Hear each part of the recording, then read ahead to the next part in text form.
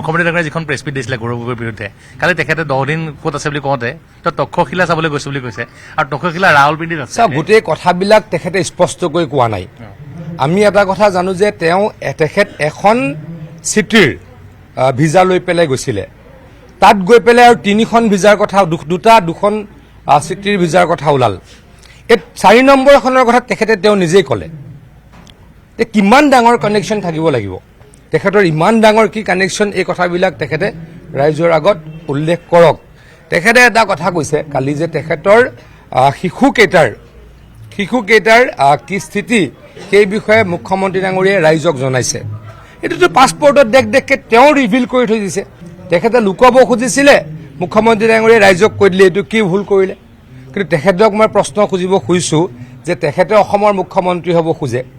ভাৰতৰ তেখেত মন্ত্ৰী হ'ব খোজে নেতা হ'ব খোজে তেখেতৰ পৰিয়ালৰ 3জন সদস্য যে বিদেশী এই বিদেশী সদস্য কেইজনক ভাৰতীয় কৰিব নেকি লাচিতৰ তেজৰ গাঁতটো এতিয়া খ্ৰীষ্টিয়ান তেজ সোমাই দিলে মই ক'বলৈ বেয়া পাইছোঁ লাচিত বৰফুকনক ইমান সন্মান কৰি ইমান শ্ৰদ্ধা কৰোঁ লাচিতৰ 400 বছৰীয়া জয়ন্তী বহুত ডাঙৰকৈ দিল্লীত আমিয়ে পাতিছোঁ লাচিতৰ প্ৰতিমূৰ্তি আমিয়ে কৰিছোঁ লাচিতৰ প্ৰতি আমাৰ অগাধ শ্ৰদ্ধা